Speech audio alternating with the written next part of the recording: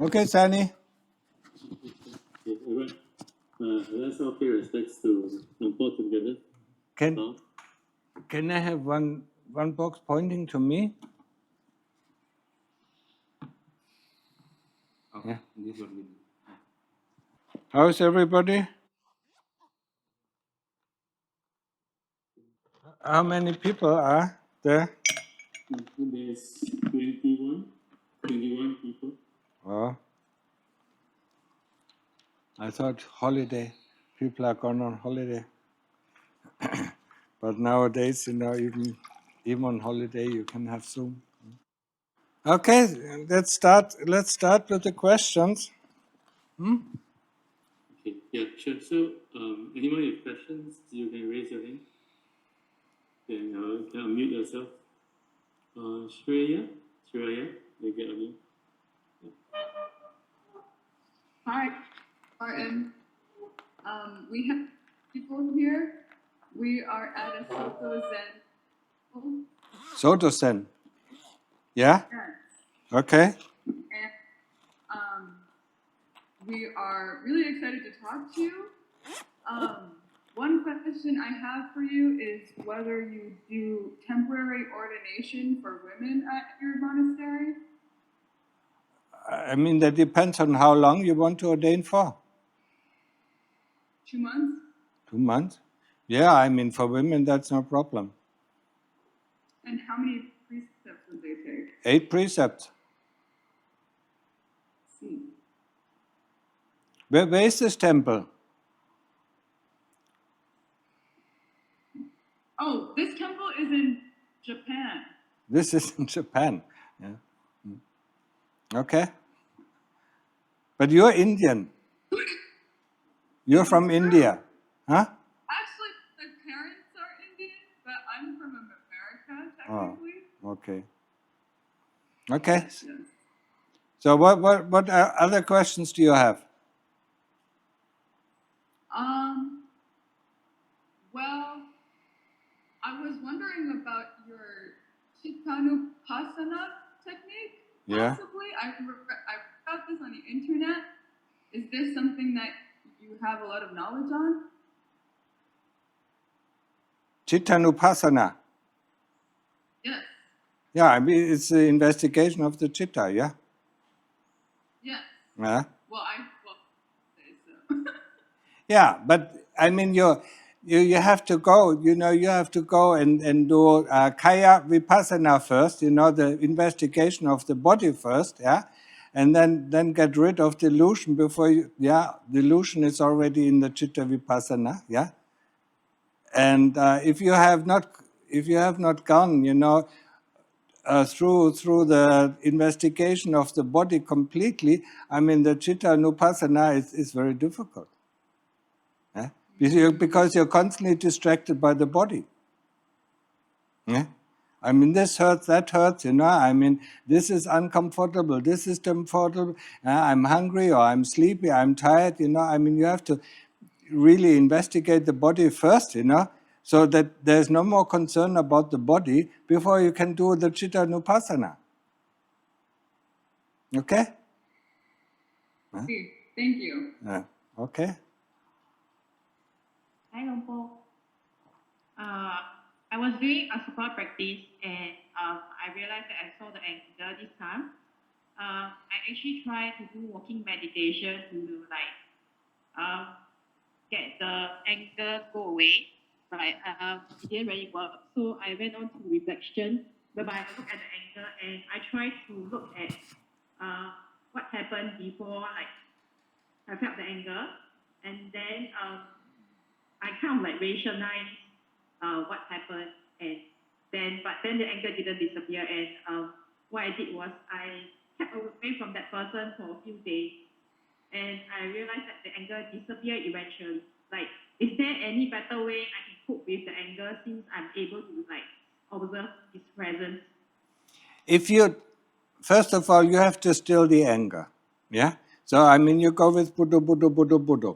Then you look, what kind of thought, yeah, comes about this person. And then you have to correct the thought. I mean, what kind of thought, I mean, there's a certain kind of view that makes you angry. The person does something that makes you angry, or that person has a view about you that makes you angry. Huh? What is it? Yeah? And then you have to correct this. You understand that? Because it's your view. Yeah? It has nothing to do with the person. Yeah? And sometimes, you can even go a little bit further. Yeah? Whatever you dislike about the other person is within yourself. So you look inside yourself and see that you have the same faults, maybe not in the same kind of magnitude, and then eradicate that, from your heart. Once you eradicate this fault from your heart, I mean, you have metta with this person. You cannot be angry at somebody, because you know for yourself, how this has happened. Huh? Okay. Yeah, but that is tough. That is really tough, because we have to accept that we are just like this person, and we don't like that. I will try. Anyway, I got the approval from the office already. I will be able to take 3 months leave, and I bought the air tickets for 28 February. You bought an air ticket? Yeah. Remember I told you that I'd like to come for like next year March. So I got office approval, and I told my parents about it. So I'm able to come over. To come here, huh? Yeah. You're from Singapore, huh? Correct. Okay.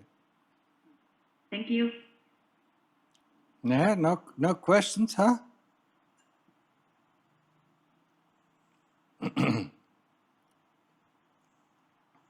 Sani? Yeah, I don't hear anything. Yeah, no one's raising their hand.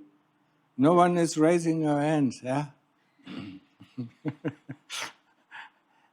Well, I can read the questions. Yeah, let me try to explain something, I mean, all these people, who are in the Zoom session, I mean, practice daily as much as you can, yeah? I mean, if you're still at work, I mean, you can practice 2 or 3 hours a day, yeah? Before you go to work, you practice an hour. When you come back from work, you practice an hour. And before you go to sleep, you practice an hour. Well, if you have family, you practice less. Maybe you practice half an hour in the morning, half an hour in the evening, and half an hour before go bed. But it is important, I mean, to get the mind calm, yeah? And especially, the practice after we went to work, when we come back home from work, that is really important to get out all the things, that happened during our work time, get free of it, and reset the mind, reboot the mind, so that it is free, and then we can do things with more sati, we can have our dinner with more sati, we can enjoy, communication with sati, and so on, or we can just enjoy the quietude. And there's another thing, I mean, if you practice continuously, and you feel you get stuck, remember the 3 prerequisites before we start to practice. It's generosity, I mean, being generous, not only to monks, being generous to your own family, being generous to your relatives, being generous to strangers, Just help them, it doesn't have to be always in money ways, It can be in forms of help, or it can be in forms of giving our time to them, or it can be in forms, of small gifts, Generosity is very important, If we cannot be generous, if we cannot be generous with the things, material things that we give away, how can we let go of our views, that are much more, that we are much more attached to? Think about it like this. I mean, the material way, the material way is easy, to let go of things that one feels attached to. But the views and opinions that we have that create the world that we live in, I mean, it is very difficult to get rid of, if we don't have enough generosity. I mean, that is included in generosity. Respect, respecting other people, no matter how how bad they behave, or what kind of views they have. And they earn our respect. They are born as human beings, or they are born as animals. I mean, we should respect them. We should not. I mean, some people, especially when we come from the West, we think, I mean, we only respect people who are morally have a high moral standard, and that's not correct. Respect the people, for they are people. They are born with both of the things that we also have within our heart. They have greed and hatred within our heart. We are born because of greed and hatred. And delusion. And they are born of greed and hatred and delusion as well. Maybe they have more greed. Maybe they have more hate. It doesn't really matter. But we can respect them as human beings. Or respect them as animals and whatsoever. And gratitude, I mean, gratitude, be grateful for what is given to us. I mean, there's so many things given to us. This person comes to us, help us. We need to feel grateful. It's not our right. I mean, in the West, it is my right. When I'm born, in a family, it is my right to go and study, or it's my right to go on holidays. No, we don't have any right than the right of our karma. Being grateful, being grateful that we get a job, being grateful, that that we have nice parents, or being grateful that we have parents that look after us. Maybe they are not so nice, but still, they gave their life to us, and they looked after us. Being grateful, to the teachers who teach us, and so on, These are prerequisites, And sooner or later, when we go deeper into practice, if we get stuck at the practice, I mean, it's mostly because of one of these prerequisites is not met. I mean, it's not enough developed. Okay, understood? Hopefully. I have to say it over and over and over again because people forget it. The I think, I want, I need, is so strong in us, especially when we are educated in the West. I want, I need, it is my view, it is my opinion, this should be like this should be like that. I mean, this is so strong. I mean, we have to get rid of this. That's why it is very difficult for Western people to submit, to a teacher. Here in Thailand, normally the Thais, are very easily submit themselves to the teacher, and whatever he says, they're okay with it. But when a Westerner comes, it is very difficult for him, to submit to somebody else because we think, I mean, I studied this, I studied that, or I'm clever at this, I'm clever at that, so it is very difficult for us to submit to a teacher and to the way, the teacher that handles, handles the situation or handles the rules in the monastery or whatever, Okay, remember this, I have a question about my practice. So I've been practicing, or I was practicing quite a lot, and one of the things that has been happening is experiencing a lot of strong emotions, kind of things coming up, or thoughts and memories that then that thought or memory may disappear, but the emotion then stays for, maybe hours or days. So I've been working with that as well as I can. One of the challenges it becomes to be quite, the practice, it becomes quite exhausting. Maybe after an hour or something, I don't want to do any more of that. So, I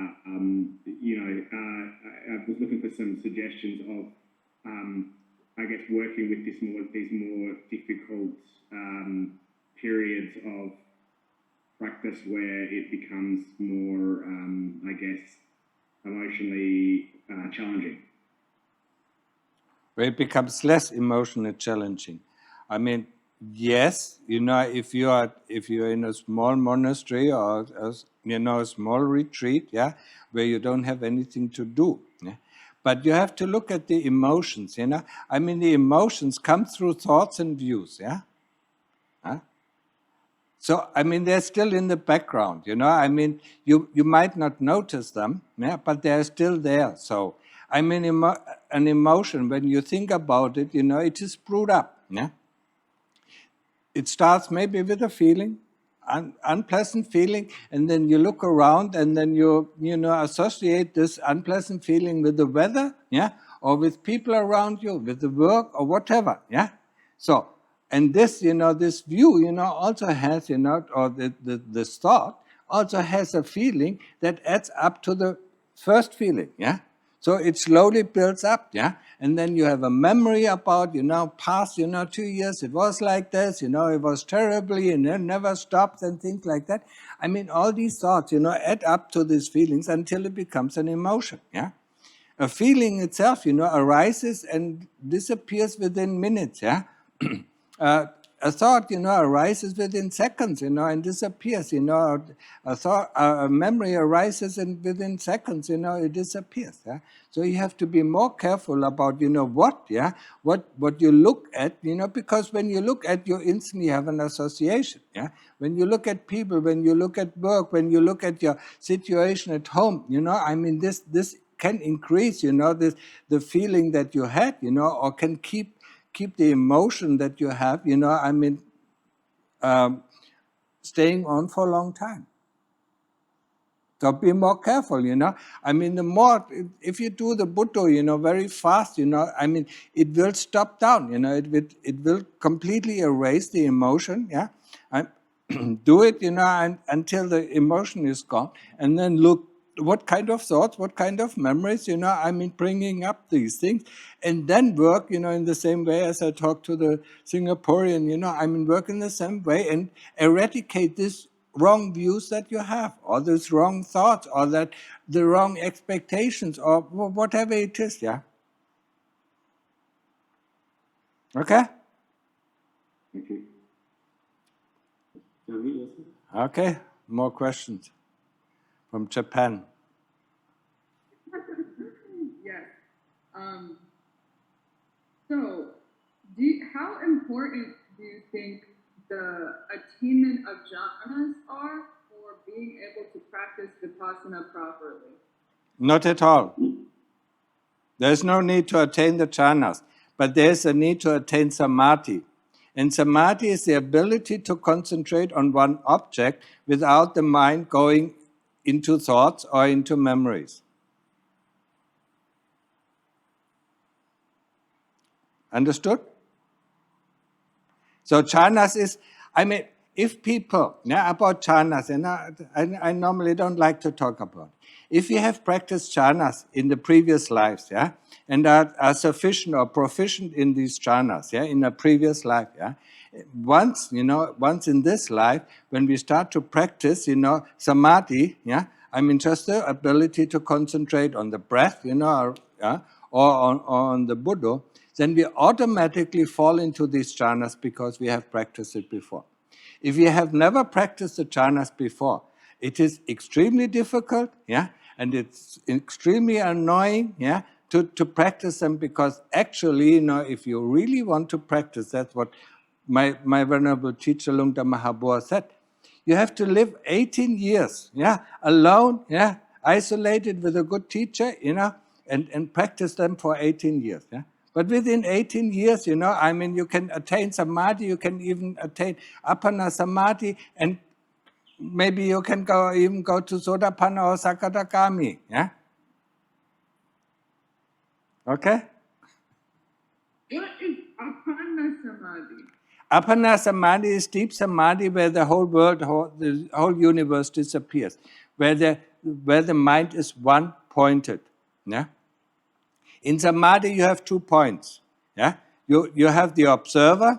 I mean, that is the chitta, and you have the object to being observed. That is the breath, or it is the Buddha, or the Dhamma, or Sangha, or whatever you take. Yeah, and when these 2 objects merge, yeah, when subject and objects merge into one thing. I mean, within our language, we cannot describe it because our language is the language of duality. Yeah, so I mean, this whole whole universe that is dual, its duality, collapses.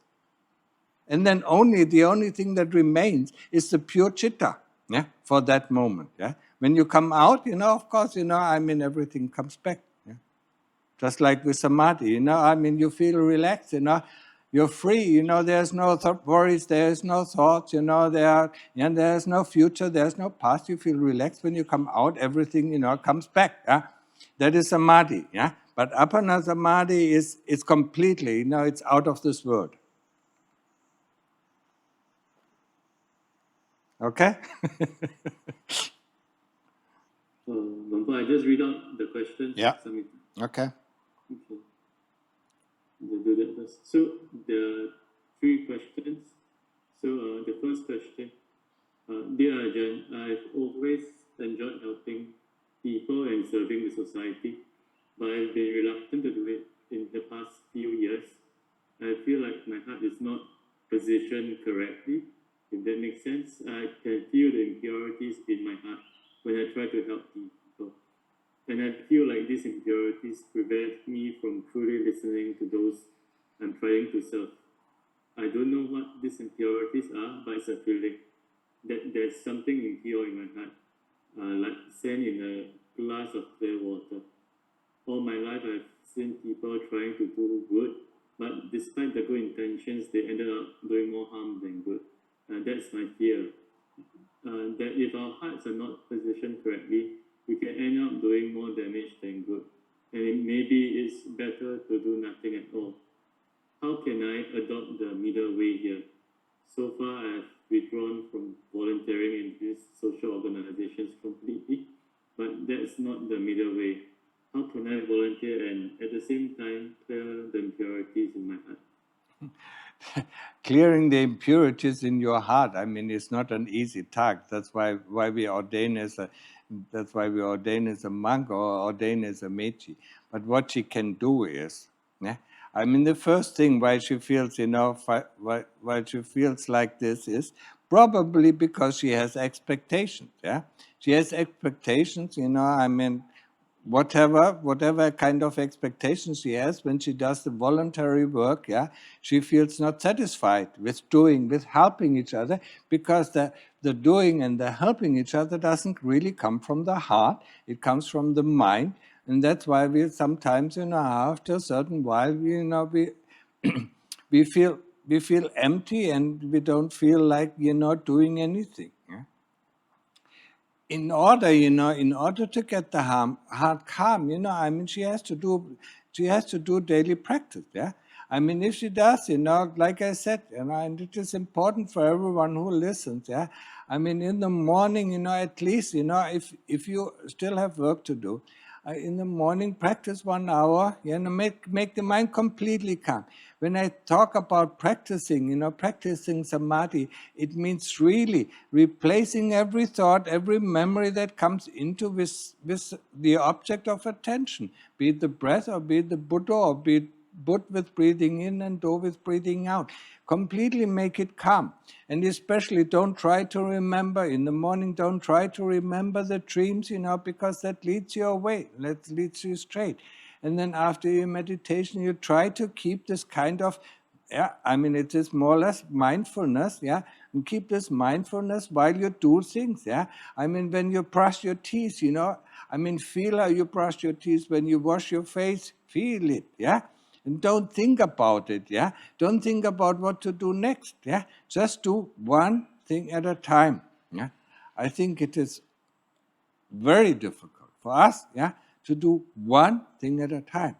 Because when we brush our teeth, we already think about the next thing. When we wash our body, we think about the next thing. When we eat, we already are with our work, So it is not, it's not being it's not being mindful of what we are doing at that moment, or it's not being one-pointed, or one object at a time.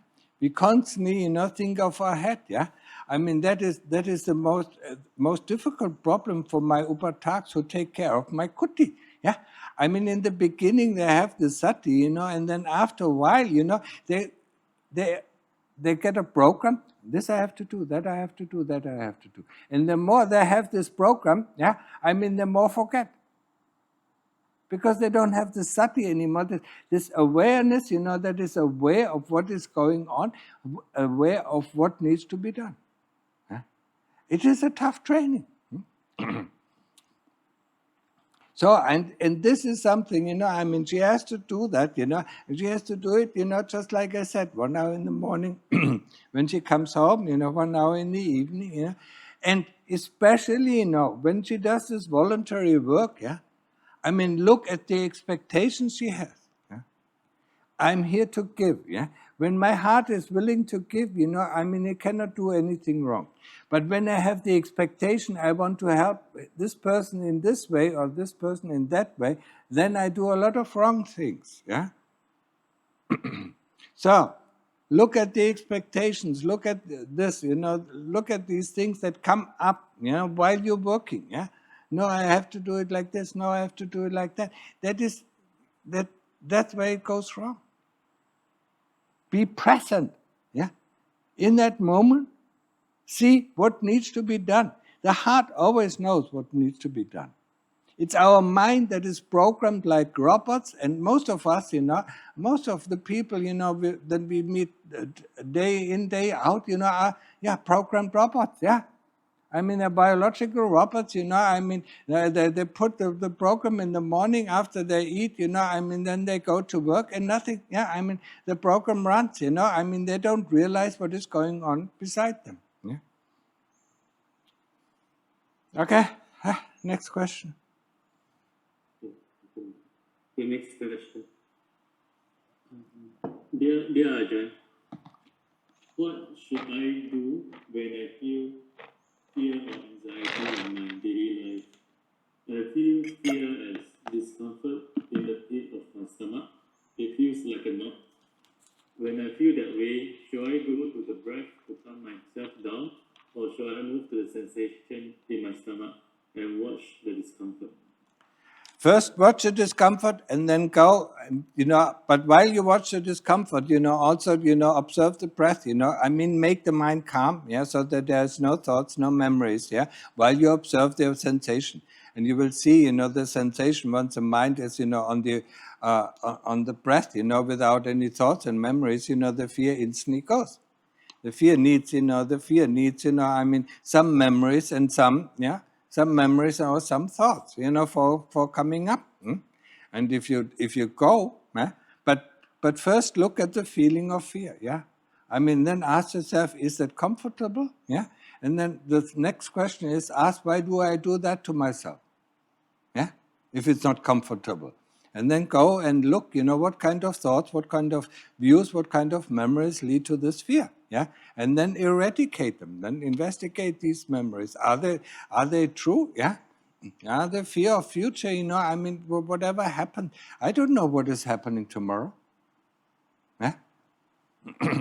Maybe there's a lightning strike, and I'm just, in the lightning strike, and I'm dead. I'm fried up, Yeah. But maybe, I live just the way that I live today. Yeah, I don't know what is happening tomorrow. So, yeah. So what we are afraid of, yeah, that is the fear. That is an essential fear. That, yeah. I mean, all of the people, yeah, most of the people except for Naran, yeah, has, yeah, the fear of the unknown. We cannot deal with the unknown because we don't know how to deal with it, because there's no program, yeah, in our repertoire, that tells us how to deal with the unknown. The only way, to deal with the unknown is to have sati, being present at the present moment, yeah, and then seeing what is going on. If there needs to be something to be done, then do it. If not, don't do it. Yeah. We don't know what is going to happen tomorrow. Yeah. But people, always, plan ahead for 5 years. When I'm retired, I'm going to do that. Yeah.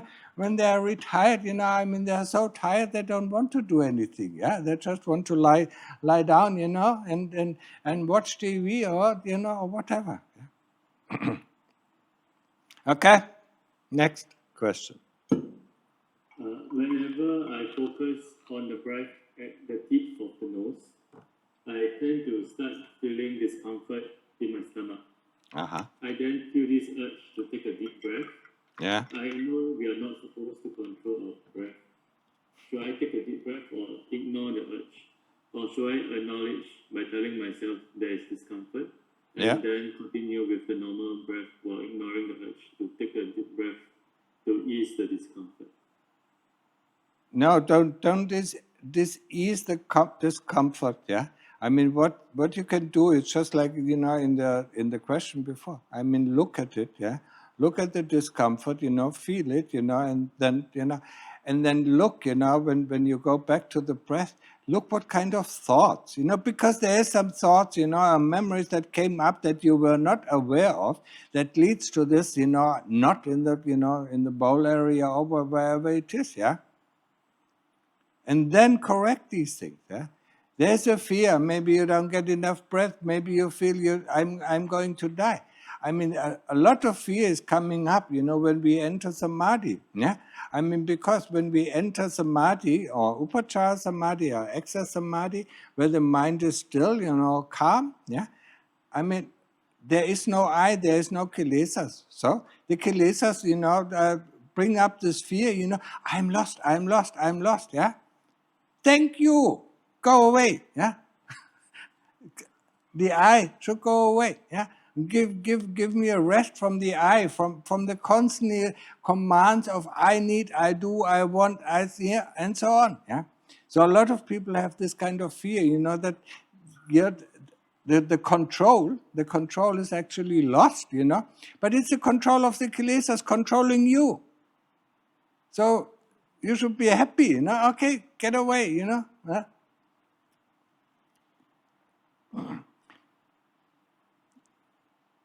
Okay, so did I answer everything? I don't know.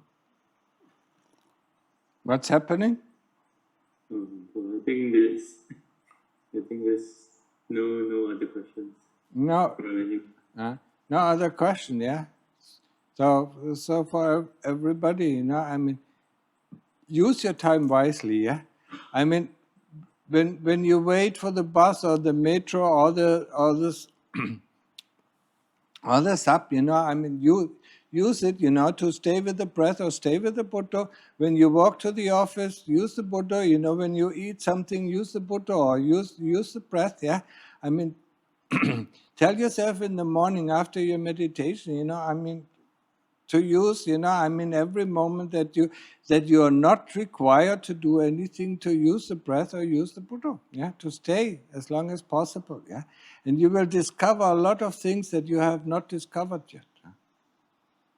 And practice, it is for your own. It's for your own happiness, yeah. I mean, yes, in the beginning it is very difficult because a lot of old emotions that we suppress, are coming up. So, yeah.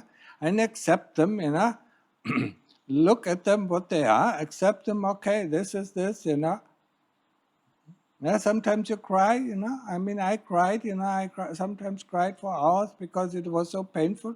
But then, I mean, when you let it happen, when you let these old things, yeah, I mean, the way to the heart is to unlock the heart, yeah. It is like unlocking our cellar where we pushed all the things that we didn't want anymore into the cellar or into the attic, and then, I mean, after 700 or 800 lifetimes, we are going to open it, yeah.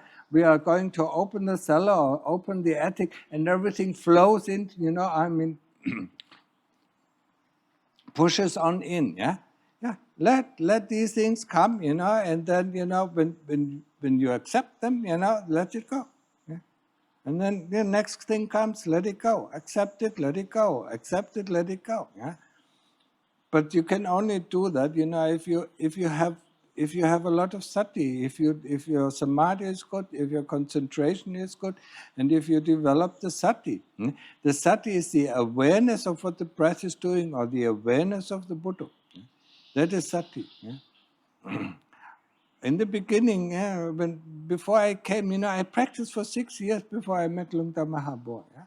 When I met Lungta Mahapo, I still didn't know what sati was because I thought sati was mindfulness. And I thought, oh, I'm very mindful. I'm very mindful. Yeah, constantly thinking I'm very mindful. Yeah, that is not being mindful of walking. You know, when you think you're walking and you think, yeah, I'm very mindful of walking. Yeah, no, you're not very. Yeah, you don't have sati. So one time he said, you know, I'm.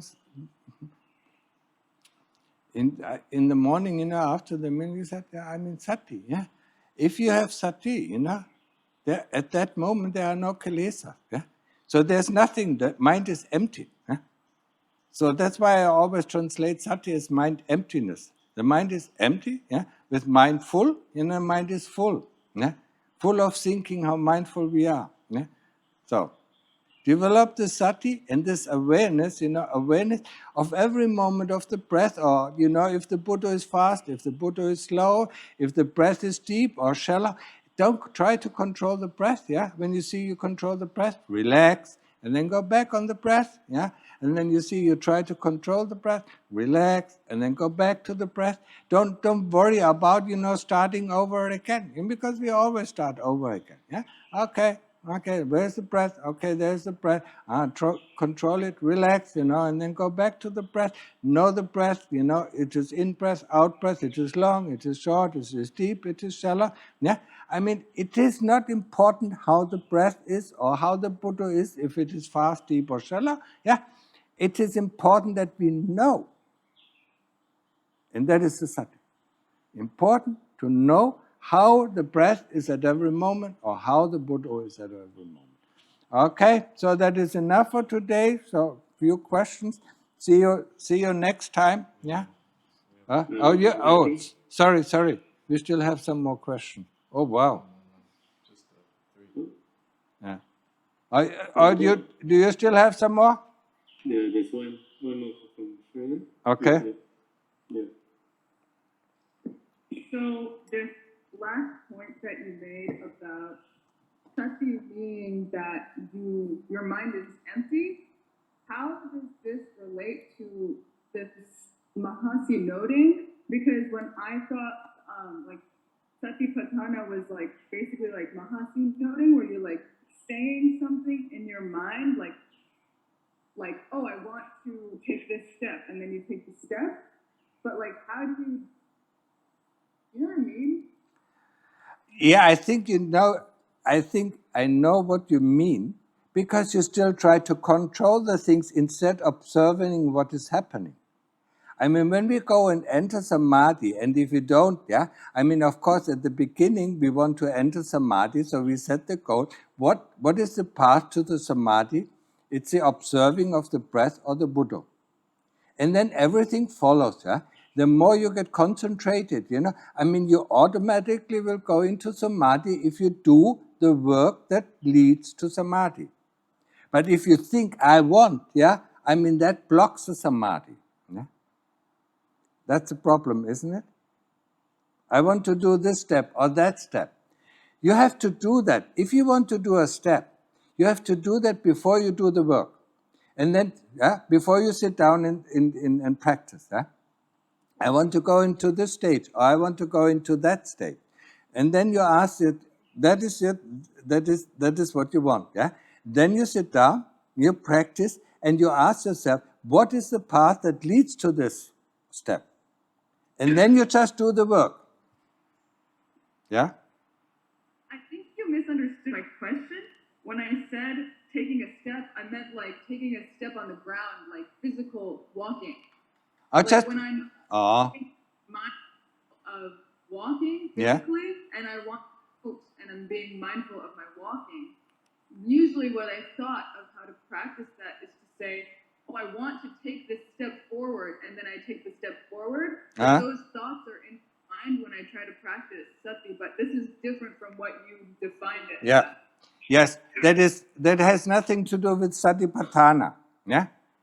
Satipatthana is the foundation of mindfulness. Yeah, that's how they translate it. It's actually this foundation of mind emptiness, but it concentrates on an object.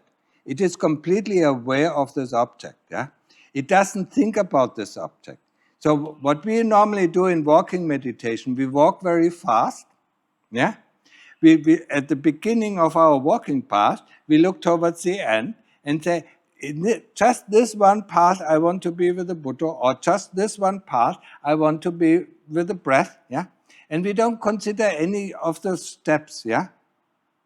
We can put our attention on the whole body walking, yeah? But we can also put our attention just on the breath or on the Buddha. At the end of the path, before we turn around, we just look, where did I lose my Buddha, or where did I lose my attention on the breath, yeah? And then, forget it, and said, okay, this one path, I want to be with my breath. And you will see if you do that at every turn, your samadhi will increase, and your concentration is very fast to develop, very fast. And the faster you work, the more it is easier. Yeah. So we normally don't concentrate on the steps. Right? On the whole body movement, you feel, and the more concentrated, how can you not feel the body walking? And that is an amazing feeling. You feel the whole body moving while you're still, your attention or awareness is on the breath. Yeah?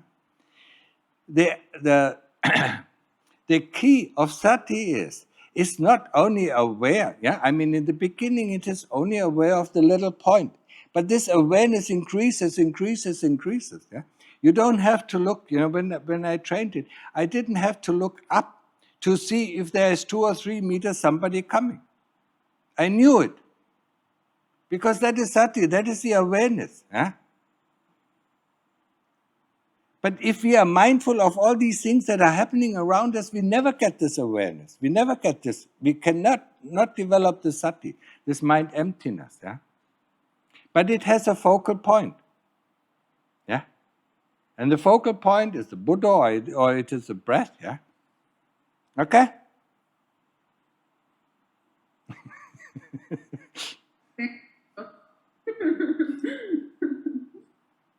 So, okay, if there are no more questions, then we can read out the question.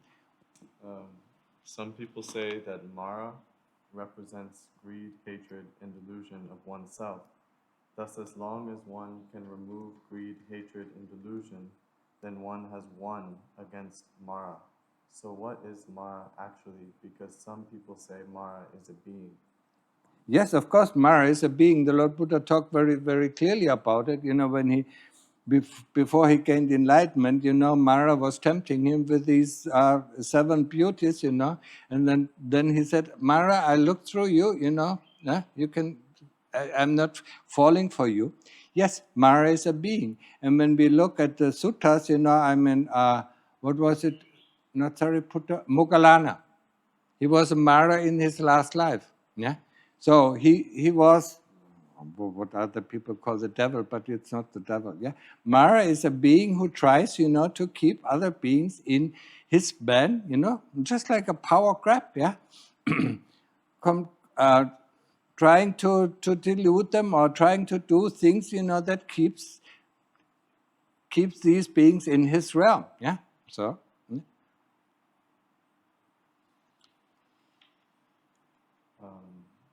How long does it take for the spirit to leave the body at death?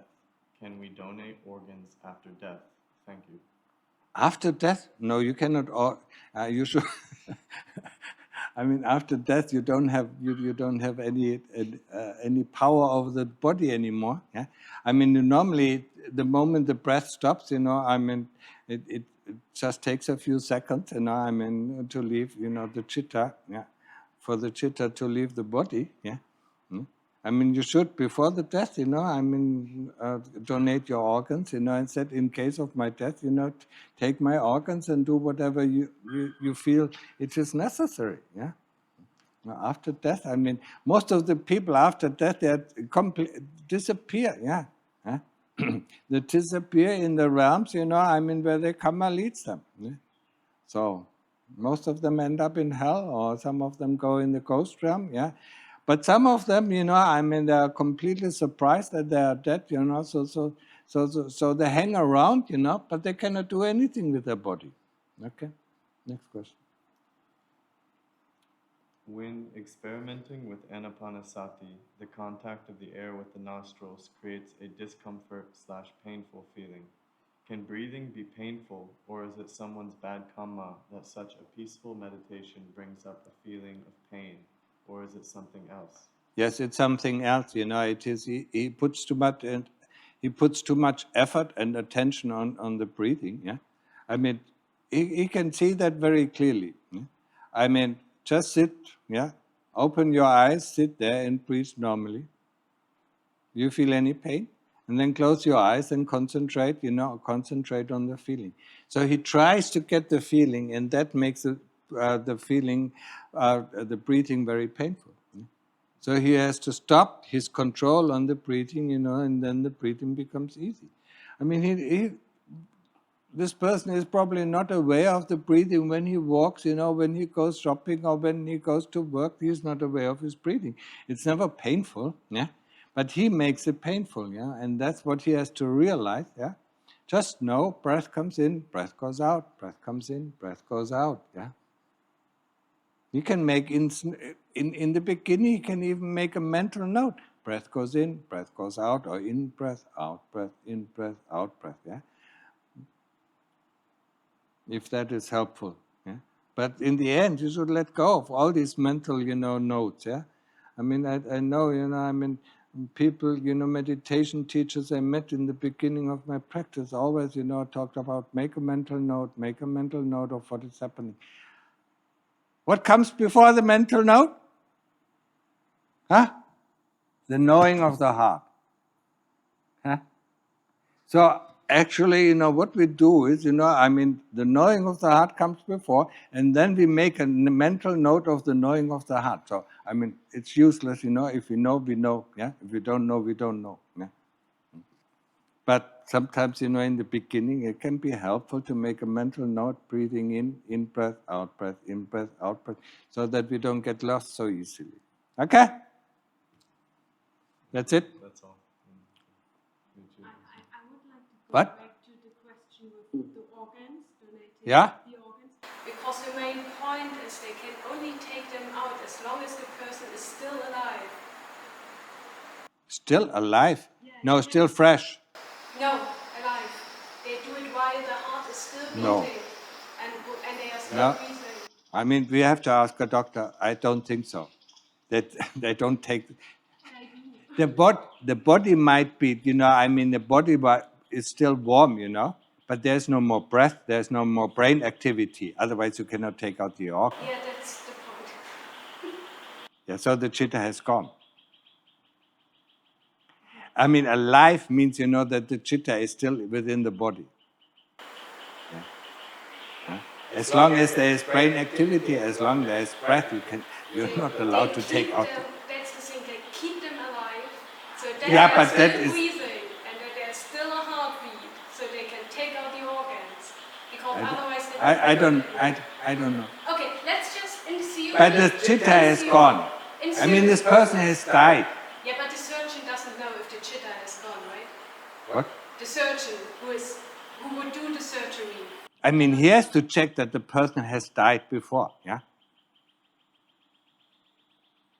And then I don't know. We have to really ask a surgeon, who does this kind of thing, what is happening. I don't know. Please, don't ask me questions that I don't know. That's why, just in theory. But maybe this person looks from outside and sees, what the surgeon is doing, and then I feel, oh, this is my liver, this is my... Maybe he wasn't so happy, that his body is opened up, he sees all the mess, and he sees that his liver is gone or his lungs are gone, Probably lungs you cannot replace, but I don't know what to do. Yes, his heart is gone. I don't know. And it's not so important. Yeah, you cannot. Yeah, yes, they will do it. In countries where where they take out out of a living person.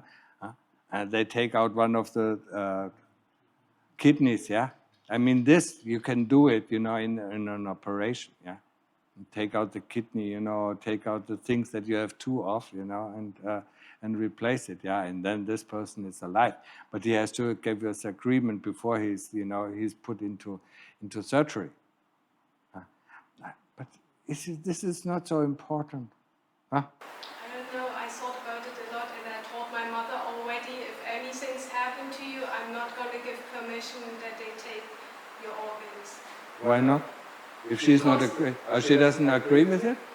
She's not very fond of it and I'm absolutely not fond of it. Okay. Because that's what I say, they keep them alive. No. That is, I think that is misinformation, but I'm not. Of course they are spreading misinformation because otherwise nobody would agree to giving their organs. I have no idea. Please research it, and the best thing, is to ask a doctor who does this kind of, They don't do that.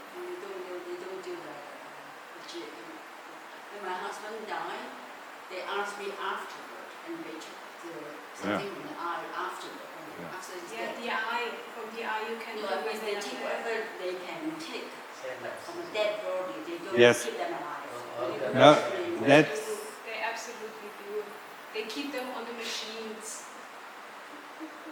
I mean, what is the point? I mean, it is your problem. You have to research it, and the next time you find a surgeon, ask him what they do. Because I don't know. Normally, my understanding is that the body is dead, and then they have to rush very much. They have to really rush, to take out the organ and put them, into a substance, where they can keep them for longer. There are a few countries where the heart has to head for 10 minutes, but most of the time it's Can you shut up? No. But I can read out the next question for you. What? What's the name? Is it a German question or what? Yes. Okay. Ich habe eine Frage in Bezug auf Freundschaft. Wie gehe ich damit um, wenn eine Person, mit der ich schon fast freundschaftlichen Umgang hegte, die Precepts nicht hält und auch grundsätzlich nicht halten will? Eigentlich möchte ich größtmögliche Distanz zwischen uns bringen. Gleichzeitig ist es jedoch so, dass ich mich ihr gegenüber verpflichtet, sogar schuldig fühle, weil sie trotz alledem außerordentlich viel für mich getan hat und mir sehr häufig geholfen hat. Ist es dennoch gerechtfertigt, auf Distanz zu gehen? Insbesondere, da jene Person nicht nur selbst nicht die 5 Precepts halten möchte, sondern auch Mittel und Wege sucht, meine Sila zu unternehmen. Wenn du zu mir sprichst, dann verstehe ich was. Wenn du auf dem Boden sprichst, dann verstehe ich nichts. Nein, summarize it.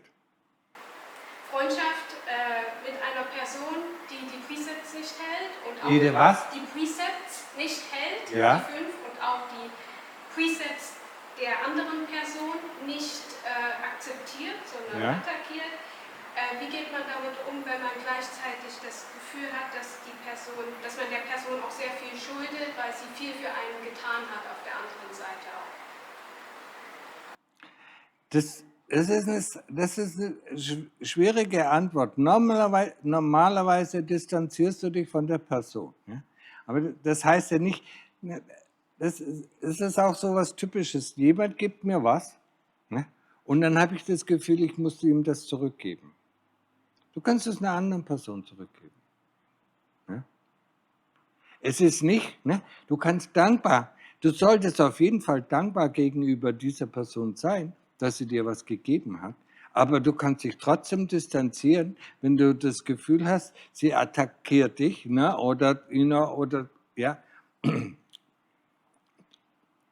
du hältst die Tugendregeln ein und sie hält sie nicht ein. Das ist eine ganz, ganz schwierige Sache. Weil vielleicht sehen wir in ihr etwas, was wir in uns selber haben. Vielleicht halten wir die Tugendregeln nicht 100%ig ein. Und wir sehen das beim anderen, und das stört uns dann. Und deswegen wollen wir uns distanzieren. Wir wollen nicht gerne in den Spiegel schauen und uns selber sehen. Das ist nämlich das, was wir bei anderen sehen. Wenn wir jemand anders sehen, dann sehen wir uns. alle unsere Vorstellungen und so weiter, die alle projiziert werden auf die andere Person. Das ist wie wenn du ein Bild, ein Dia, auf die Wand projizierst und da steht jemand davor. Und du siehst kaum was von dieser Person. Und das ist, was wir projizieren auf diese Person. Und da können wir ja unsere Projektionen sehen. Und das kann natürlich dann sein, dass die andere Person etwas macht, was wir in uns selber haben, aber wir nicht wahrhaben wollen. Habe ich ja vorhin auf Englisch auch angesprochen. Am besten ist, erstmal ganz ruhig werden. Nichts denken, keine Vorstellung haben und nichts, und dann schauen, was das Herz sagt. Und dann auch mal die andere Person vollkommen neu sehen. Aber das ist schwierig. Weil wenn du deine Mutter siehst, bumm, kommen die ganzen Vorstellungen, das rauscht da einfach rein. Da kannst du dich gar nicht davor schützen. Und das ist bei ihr auch so, wenn sie die Person sieht, dann rauscht das alles rein. Sie sieht die Person gar nicht so, wie sie ist. Vielleicht ist sie ganz nett, vielleicht ist es überhaupt kein Problem. Vielleicht ist es ihr Problem mit sich selber. Deswegen ist es Beste, sich selber erstmal reinzumachen oder möglichst reinzumachen und dann die anderen Leute anzuschauen. Das ist schwierig. Okay? Okay, so that's it. That's the end, yeah? There's still some questions from Japan and Holland. Okay. With Japan, go first. Thank you so much. I know you've got other things to do probably, but Yeah, go ahead. How does rebirth occur, and how does the karma from this lifetime transfer to the next body? That, like, this question came up when you were talking about how the chitta leaves the body. Yeah. When you have an apartment, you have a lot of stuff in this apartment. When you go on a holiday, you pack your packs, but you don't take everything with you. So you go on holiday, unpack your things, some things you don't need, and you gather on the holiday, you gather other things. And then you come back, and fill up your apartment with these new things that you gathered on your holiday, and then you pack your packs, with everything that is in our apartment to go on the next holiday. And that's how you can imagine, how rebirth starts. I mean, we take parts of the karma that we created in this life. I mean, it's heavy karma, we instantly go down to hell, or if it is very good karma, we instantly go up to hell and receive that karma. But for normal people, they pack their packs, in the next life. The body is created because of our karma. So you become a woman or you become a man if you are born as because of the result of your karma or how you lived your life. And you become rich or you can become poor. You become intelligent or you become stupid. For people, who take a lot of drugs in this life, I mean, whenever they come back as a human being, they will be very stupid. Nothing, whatever they see, that they cannot understand, they cannot comprehend that. That's the danger of taking drugs. So that's how you can imagine how rebirth starts. Okay?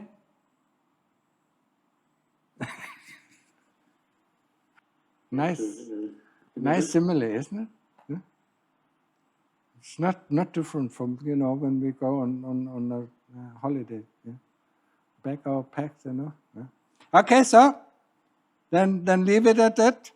Next time, sometimes in September. I think there's one more question. Okay, one more question. They start. The questions always come in the end. Near the beginning, they have no question. Okay. One more question. That'd be the last then. Okay. I'm sorry for the question. I just had to take care of my baby a bit. Holland. Earlier. I had a question because last time I was telling you I have a time when I'm breastfeeding my baby to meditation, and you advised me to go to the feeling, but somehow I get stuck into thinking about how I should get into the feeling, and I'm not quite sure how to do it. Do you have any other way to explain to me how I can do it properly? Because you say stay with the breath and with the Buddha, and at the same stay with the feeling, and those things makes me yeah.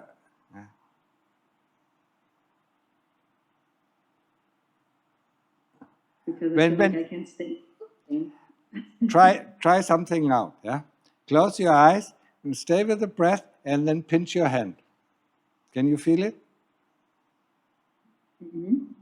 See, that's how you do it. Yeah, but then I'm off with the breath for a little bit. No, not really. I mean, you're not that concentrated, that you don't realize what is happening in the body. Yeah? But you also could concentrate, directly on the breast or on the nipples, and see, feel the feeling while you stay with the Buddha or the breath. Yeah? The important thing is when we stay with the feeling, then we don't want any thoughts, that add up onto the feelings. Yeah, that's why we use the Buddha, or why we use the concentration on the breath. Yeah? I mean, if you can just stay with the feeling without thoughts, without memories coming up, that's fine. But normally we can't. We think it's nice, or it's not so nice, it's painful, or, why does it take so long? I mean, is it not, and so on. Yeah, all these thoughts are coming up. And that's why we need a point of concentration, either the breath or, the tip or the Buddha. Yeah? Okay? Okay. Thank you. May I ask one more question? Yeah. Lately, well, I've always been feeling like that, but now it's a little bit more. I have a boyfriend, and he is really amazing. He's better than me in almost everything. Yeah. And sometimes I feel like right now with taking care of the baby, it makes me feel less concentrated, while he shows even better capability with everything. And sometimes I feel like I have to compensate with him, and I just start to question myself, like, why? Maybe it's my good karma that I have a really good boyfriend, but I feel like I can do all these things that he can do, and then I don't know, I just feel like insecure, and I get stuck in feeling and thinking that way, and I lose my focus with a lot of things, and I get frustrated, and I have expectations, and you have a competition going on. You compare yourself to the boyfriend instead of realizing, what he does, yeah, and feeling grateful for that. We cannot do that. We come from the West. Well, for that I am. I don't want to feel better than really grateful, but we have to repay him. Well, yeah. Yeah, and that is Western thought. We don't have to repay him. But then how can I be like this and I get like this? Because you cannot accept it. Yeah? You have the feeling, and it is very predominant, especially in Germans, in Austrians, in Swiss, and also in Dutch, This, we cannot accept things that are given to us. We always feel the need to repay. It is very difficult to learn that. Yeah, I had to learn it. Yeah, because if somebody gives to me, I want to give also something back. No, sometimes just accept it. Feel grateful for it, and then you can also stay concentrated on your breath. And do your things. Yeah. Be aware of what is going on in the mind. What kind of thoughts, Also, what kind of thoughts, what kind of memories, pop up, and then destroy this, undermine these thoughts, undermine these memories, that lead to this restlessness or, worthlessness or whatever you feel. Yeah. It's a long process. Don't think, you can tackle it within a few days or few weeks, yeah? Yes, it is your good karma that you have a boyfriend like that, I mean, probably everybody who listens, on this Zoom session, is envy of you. Yeah? Yeah? And you cannot accept it. You cannot enjoy it. Yeah. Yes, in a certain way, yes, but otherwise, there is this feeling, I have to repay, I mean, yeah, and then compare yourself. I'm not as good as he, I mean, this is all worthless. Yeah.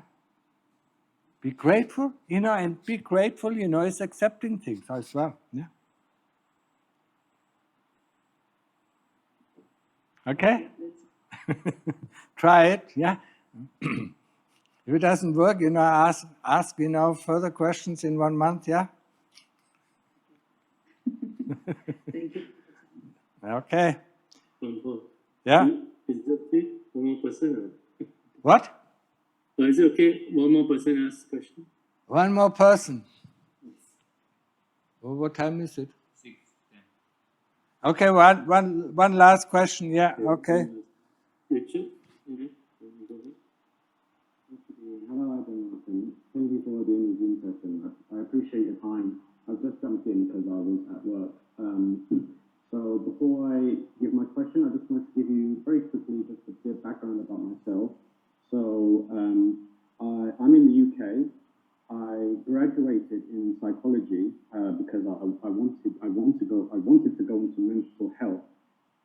But over a year ago, I started to get into Buddhism. I started to have these conflicting feelings of whether I wanted to go into Western psychology or to practice the Dhamma. But as I started to learn and practice the Dhamma, I recognized this is the path that I want to take. This is something that is beyond psychotherapy, beyond counseling. And I've given it a lot of thought, and I do want to ordain. I've been looking at various monasteries, and I recognize, because I'm half Thai as well, so I know what certain monasteries in Thailand are like. I have seen monks drink and party and stuff, and I am aware that there are monasteries that don't take the Dhamma seriously, and so I found your website, your monastery, and just from the description on your website, I thought, wow, this they actually take the Vinaya seriously, and I was very attracted to your monastery, and well, basically the question is, I would like to join. I would like to become a monk at your monastery. So I was going to email you, but I saw that you were doing this Zoom talk, so very luckily I was able to jump in and just ask the questions like, how would I go about doing that? Are there particular intake dates you have? Are there questions or like an interview that you would have to do? I had absolutely no idea how any of it works. But I do have family in Thailand. Yeah, you're half Thai, so I mean, you can come anytime in a monastery, yeah. You can stay there for a while, yeah, and after a while you ask, if you like it, yeah. Because sometimes, it's too tough, there are other monasteries that are not as tough, yeah. If you like it, you ask the Ajahn, can I ordain, yeah? And he says, okay, wait for a few more months, or he says, well, okay, yeah, you can do, yeah. But you have to also understand that the practice of a lay person, yeah, in a monastery, yeah, and the practice of a monk in a monastery is not very different. Yeah. So for a few months, you really have to test yourself. Yeah, is that the way? Is that the lifestyle I want to? Yeah, is that the place? I feel comfortable with or at home with? Yeah, and if you feel it, you can ask the Ajahn if he feels the same way, that you fit into the, the community, then he ordains you. Okay. So you can come anytime. Okay, because my mother said that there might be particular months where one wouldn't be allowed to come, but I'm not sure where she got that from. So Particular.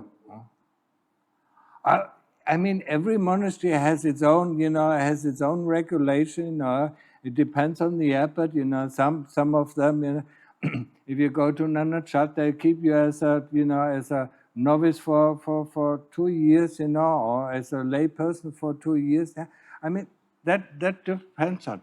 But our monastery, I mean, it's just like most of the Thai monasteries. Yeah, you come, and sometimes, you can ordain within 7 days. Yeah, but not here. Yeah.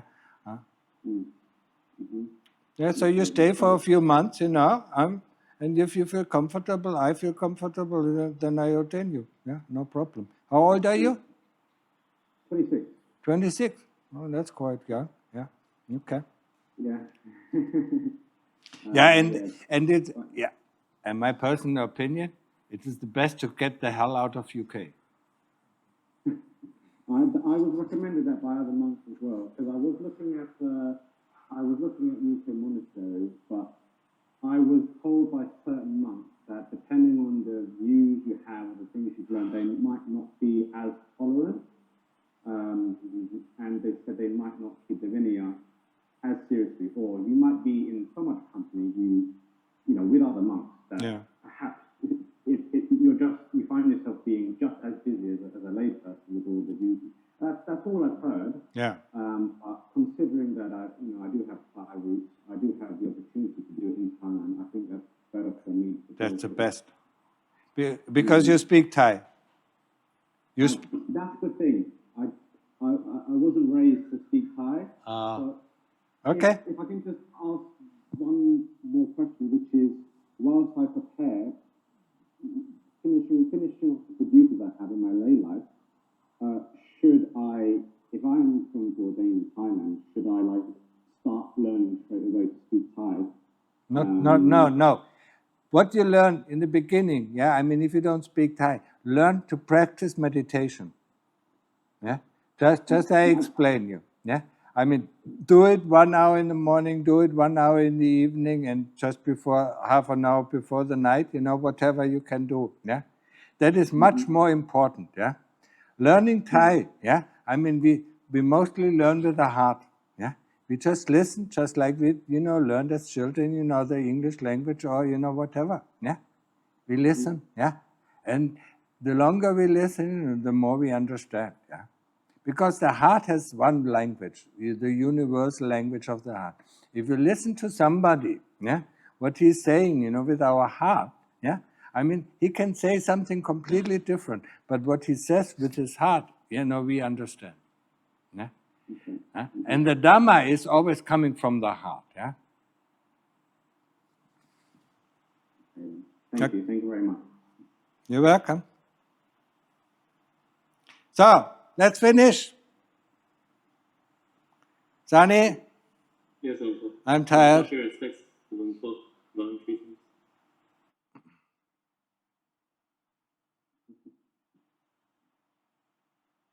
Thank you, Uncle, for the time today. Yeah, okay. See you next month. Yeah. Thank you, everyone.